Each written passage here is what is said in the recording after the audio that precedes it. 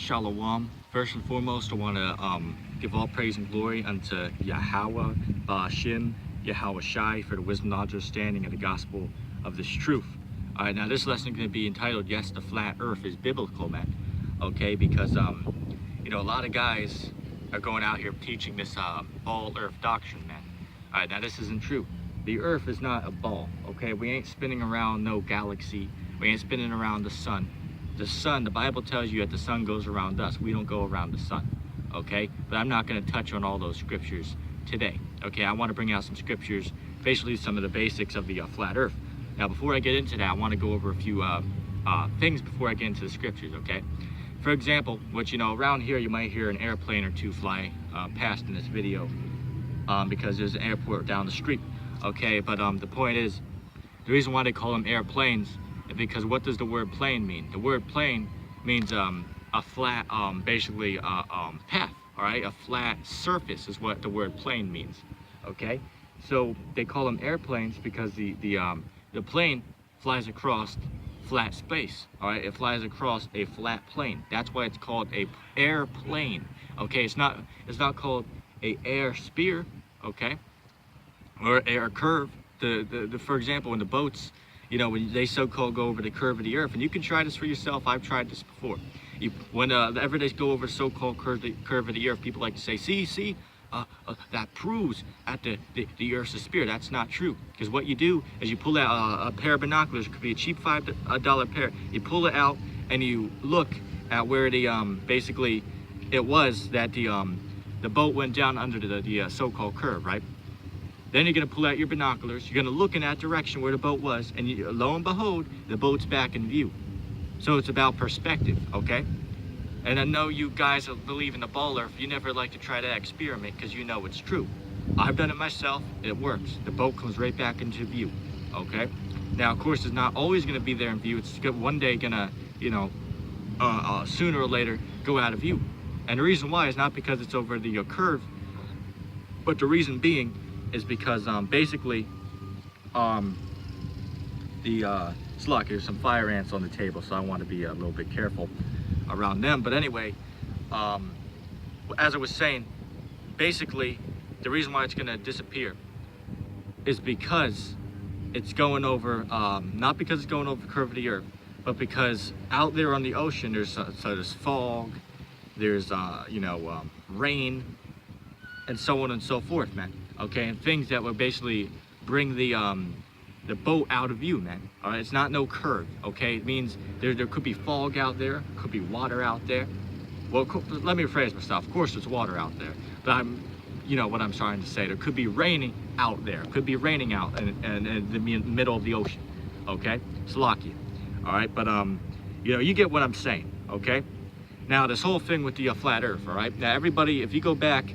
Even our forefathers believe that the earth was a flat, motionless plane, okay? The Lord sits above the circle of the earth, as it tells you in, I believe it's, what is it, Isaiah 40 and 22, it is he that sitteth upon the circle of the earth. All right, now, let's get into that real quick before I move on to the scripture I want to get into. Okay, a circle does not mean a sphere, okay? It doesn't say he sits upon the sphere of the earth. It's very windy out here. So I don't have my garment on, and then again, I'm near the hood, so it might not be a good thing to put that on, so that's why I ain't got that, all right? But I got my headband. But anyway, you know, point is that the word circle, it does not mean a sphere, okay? For example, if I go down to the damn Domino's down the street, right, and I order myself a pizza, right? Now, what is the shape of that pizza? Is that a sphere or is that a circle? It's a circle, right? So couldn't we take Isaiah 40 and 22 and say that circle is a flat and stationary circular earth, not in a sphere earth, but in a flat and a disc shape, a plate shaped earth, okay? Because that's what it's talking about, okay? That is what it is talking about, okay? Anyway, without further ado, let's get into these scriptures, man, okay? Let's go to the book of Genesis, the very first book of the Bible, okay? Then let's start at the beginning. Quite literally, let's start at the beginning, okay? I'm going to read, this is the book of Genesis, chapter 1, verse 1. In the beginning, God created the heaven and the earth was without form and void, and darkness was upon the face of the deep, and the Spirit of God moved upon the face of the waters. And God said, let there be a light, and there was light. Or Slakia, let there be light, and there was light. And God saw the light, and that it was good, and God divided the light from the darkness. And God called the light day, and the darkness he called night. And the evening and the morning were the first day. And God said, let there be a firmament in the midst of the waters. Let it divide the waters from the waters. Yeah, because that's why the sky is blue, okay? Now, of course, you're not going to be able to see the blue sky too good behind me because it's raining out here, okay? Which I probably shouldn't be out here anyway. But the point is, you know, to get back what I was saying, the reason why the sky is blue, okay, is not because of no so-called scientific answer. The reason why it's blue is because there is water on the outside of the firmament, okay? We're underneath, we're basically in an aquarium, so to speak, except the only difference is the water's not in here, the water's above us, and we're trapped from getting out of here, man. The scriptures tell you nobody can get through the firmament, and I'm gonna get the scripture on that, man. All right, the firmament is a basically very hard structure, man. We got guys on there trying to say it's not a physical barrier, but you can't get through it. That's not true. It tells you it's hard, an actual structure. Okay, and when you read Genesis, that clearly tells you that's a structure. Okay, is it not? Like, you tell me. Okay.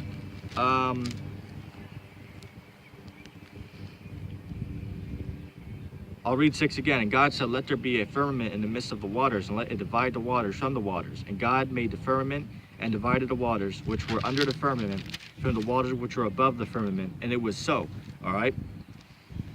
And also, I want to jump over here to verse 14, and I'm going to read down to 18. So 14, and God said, let there be lights in the firmament of the heavens to divide the day from the night, and let them be for signs and for seasons and for days and years. Yeah. Now, the firmament is outside, or let me rephrase that. The sun and the moon are not outside the firmament. The sun and the moon are within the firmament, and the firmament is outside, if you want to use that term, of the or we could say the other side of the sun and the moon. Okay, basically, let's picture this, right? There's the firmament, okay, and in here would be the sun here and the moon here, and it goes in a circle. That's why when you read one of the books of the Bible, it tells you, I don't think I got the scripture with me, but the scripture tells you that the Lord told the sun to stand still. Now hold on a sec, I thought we're going around the sun. So how does it make sense if the Lord told the sun to stand still? If we're going around the sun, that doesn't even make sense. That's why the sun's going around us. We're not going around the sun. The scriptures tell you that the earth is a stationary plane, okay? It does not move. There is no movement. You cannot feel no movement. The birds over there, they're flying no problem. Gravity ain't holding them down, so-called gravity, all right? None of the trees are blowing back and forth, yet we're spinning 1,000 miles an hour. Idiots, man, but this is what you're dealing with, okay? 15, and let them be for lights in the firmament of the heaven to give light upon the earth. And it was so.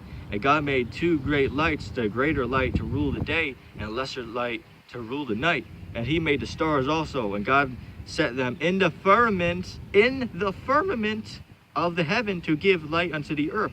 Now it says he put them within the firmament. So they ain't outside, all right? But that's a whole nother, video in itself, because you got some guys trying to say it's outside. That's not true. It's within the firmament, man. Okay? Let's see. Should just read that one, all right? But anyway, let's get Job chapter 37. Let's find it real quick. Salakia. This proves it right here, if this is the right scripture I'm thinking of. Okay? Please, 37 and 18. All right, so let me get that. Salakia, there's some flies and stuff out here, so Salakia if they was getting in the way.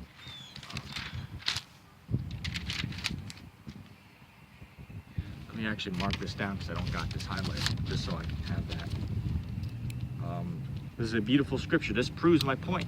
Okay, listen closely to this, because you're not going to hear these guys break this down to you.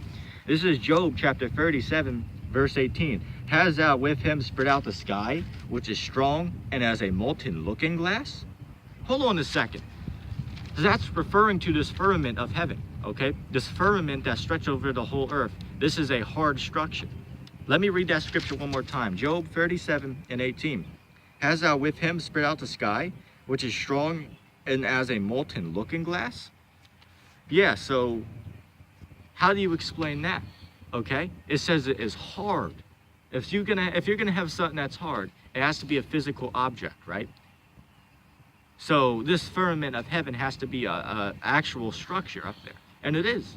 All right. That's why they don't want you to go to Antarctica, okay? The Antarctic ring, I should call it, okay? Because the Antarctic stretches around the whole Earth, okay? The Earth is within basically the middle. That's where we all live, okay? And on the outside goes around the whole Earth. It's a massive ice wall, okay? And on the outside of the ice wall would be the firmament, okay? Which is the what we're reading about here, okay?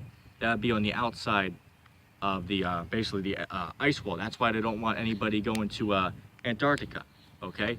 They got an Antarctic treaty to basically keep people from going to Antarctica, okay? Because they don't want you over in Antarctica, okay? Because they don't want people to find a dome that surrounds the Earth, okay? So they basically keep you out of Antarctica, man, okay? Because they know what's over there, man, okay? They know that if somebody finds that dome that surrounds the whole world, and they're this Earth bullshit, excuse my language, but this all goes out the window, all right? Because this is all basically Masonic lies. Matter of fact, the ball Earth, if you look it up on the internet, right? Look up a picture of Earth. Notice all those images of the Earth are all photoshopped. NASA admits to you they don't have any real photo of the Earth. And yet, for example, some of these guys' proofs, they go to Google, they type in Earth, and somehow that proves the Earth's a globe because NASA has some so-called footage out there, right? Or you could go live on YouTube and look up NASA ISS Live or whatever that's called. It's live right now, but that's not real, my friend. That's CGI. NASA tells you that's CGI, okay? So, I mean, it's so ridiculous, it's not even funny, okay? Let's go to Psalms 104:3. Who have beamed, Slakia, who layeth the beams of his chambers in the waters, who maketh the clouds his chariot, who walks upon the wings of the wind. Okay, now this is actually talking about these UFOs. Okay, now somebody's gonna say, oh, if the Earth's flat, then how do UFOs fit in this flat Earth? It's very simple. UFOs can appear and disappear at their will, man. They can go from this, what's the word I'm looking for? I guess we could say existence. They can go from this side to the spiritual side, all right, in the blink of an eye. They can just appear in the sky right over there, okay? Why is that? Because they are the Lord's chariots, okay? You got guys going around saying there's little green guys inside there. You got guys going around saying there's demons in there. That's not true. The Lord and his angels are inside these chariots, man, okay? These are the chariots of the Most High Power, okay? And everybody should know this, man. They tell you this, man, all right? Remember that movie Independence Day? That was taken right from 2nd Ezra, the 13th chapter. There are many videos on that, so I'm not going to get into that, okay? But if you do your research, you'll clearly see that what this devil's telling you is not true, okay? But guys ain't want to do their research, okay? Now from there, I want to read that again. Psalms 104:3, who layeth the beams of his chambers in the waters, who maketh the cloud his chariot, who walks upon the wings of the wind, all right? So that proves it right there, man. All right, and also let's get Job. Find it real quick. Hold on. There. Let's get Job. If I can find it. I believe this is the scripture that really proves this completely. Just bear with me a second while I look for this.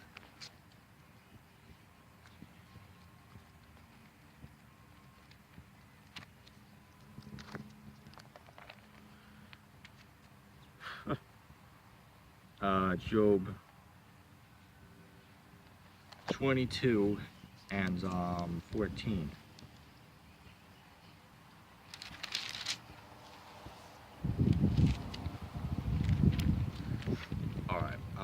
here it is.